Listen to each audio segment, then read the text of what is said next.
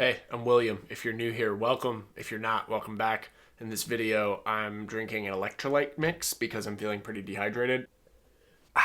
And I'll be discussing the best books I've read so far this year. The theme of 2024 so far has been that I have put a lot of books down. Normally, I don't finish about half of the books that I start. This year, it's been like 75 or 80% of the books that I've started I have just said goodbye to. Another theme for my reading so far this year has been that I've been reading a lot more nonfiction, which is weird because usually I am on a pretty heavy diet of short stories and novels. Primarily, I'm a writer, and the reason why this channel exists and why my Instagram and TikTok exist is just because I enjoy sharing good books with you all. This video is no different. It's just that instead of being a little bit more novel heavy, I've got a memoir and a nonfiction book to share with you all because I have been reading more nonfiction and I have been reading more memoirs. It wasn't so much a resolution that I made for 2024. It's just been kind of a change in habits, but I've been a lot more intentional about my information diet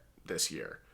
I got into a bad habit of scrolling on TikTok too much because when I post on there, I allow myself to scroll on my For You page. Bad habit. So I've been trying to cut back on that quite a bit. Instead of watching clips from interviews, if I'm interested in an author or a topic, I've been carving out some time to sit down and listen to a full interview. I use a note-taking system that I straight up stole from Ryan Holiday and Robert Greene. I'll write out quotes from the books that I've been reading, organize them by topic, give a citation there at the bottom, and that's been allowing me to better link together some things that I think are pretty insightful or profound that were new to me and made me think a lot about particular topics. And in so doing, I'm able to further link more and more thoughts about endurance, I guess, the Comanches, life, etc. I've also been a lot more intentional about reading articles and academic papers that are related to topics that I'm interested in. And to do this, I've been using the sponsor of today's video, listening.com, which is an app that can turn pretty much any text into slick audio. So you can turn an academic article that has math formulas or intense scientific jargon into something that is easy to listen to on the go. I've been listening to papers that I've converted using listening.com while I've been going on walks, and that's worked really well. This app is meant for academics, and about 50% of the people who use it are PhD students, but there are also a lot of people like me who work a day job and just have interests in particular fields. It's been especially useful to be able to listen to these listening.com recordings when I have more energy during the day, because otherwise what I've found is that when I save a more intense subject that requires a lot of focus for the end of the day, I'm a little bit too tired to get into it. Listening has been a really effective tool for me, and I would encourage you to try it out as well. There's a link in the description of this video that'll take you to a page where you can get a 3-week free trial of listening. The time that I used to spend listening to podcasts that were primarily for entertainment, but perhaps there was an academic guest on the podcast every now and then, I'm filling a lot of that time with listening to articles converted by listening. The best memoir I've read so far this year is Ghost Town Living by Brent Underwood. You might know this guy because he is a really popular YouTuber. If you've seen any videos related to mines or smelting, that was probably this guy. The publisher sent me this copy, but that is not why I'm talking about it in this video. I was really impressed in particular by the first half of this memoir. If you don't know much about Brent's story, basically he spent his life savings to buy a mining town called Cerro Gordo, which is about halfway between Los Angeles and Las Vegas. He does a lot of reflecting on life, the meaning of it. If you like his channel or his content, you'll definitely love the book. But what I got out of it was I saw in this guy a kindred spirit. He's someone who's willing to take risks and who has really put himself out there, and I can relate to that on some level. Go check this out. It's surprisingly deep and meditative, especially, like I said, in that first half of the book. The best nonfiction book that I've read so far this year had me hooked in about a paragraph. Usually I can tell when I'm about to get kind of obsessed with a book and not stop thinking about it, even when I'm not reading it. The last time that happened was when I read Dope Sick by Beth Macy about 5 years ago. Poverty by America, written by Matthew Desmond, hit me in a really similar way.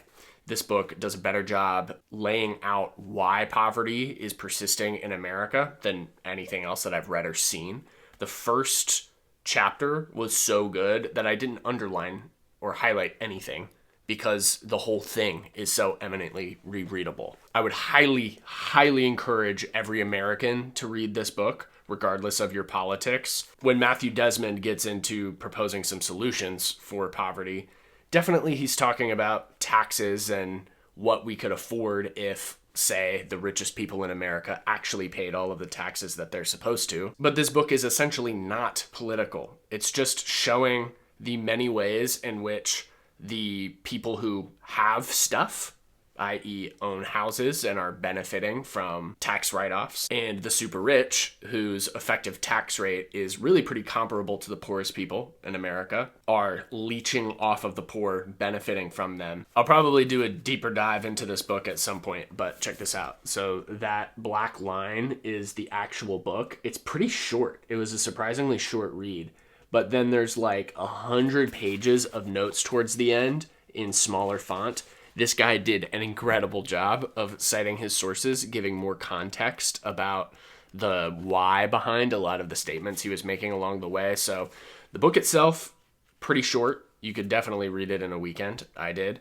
And then if you want to read more about anything that he's saying, he's got you covered. And that leaves us with the best novel that I've read so far this year. This is one that I had been saving for a really long time. Don't know really why I didn't get to it sooner. Song of Solomon by Toni Morrison. I made a video about Toni Morrison's best and most popular works a little bit earlier this year, so you might check that one out if you want to hear a little bit more about Toni Morrison. But in brief, in short, why I like the novel so much is that the first 30 or 40 pages are mind-bogglingly good. The level of her prose is to a height that very few people can reach. There's this really crazy passage around the 40-page mark that is talking about the color black. You think dark is just one color, but it ain't. There are 5 or 6 kinds of black. Some silky, some woolly, some just empty. Some like fingers, and it don't stay still. It moves and changes from one kind of black to another. Saying something is pitch black is like saying something is green. What kind of green? Green like my bottles? Green like a grasshopper? Green like a cucumber, lettuce? Or green like the sky is just before it breaks loose to storm? Well, night black is the same way.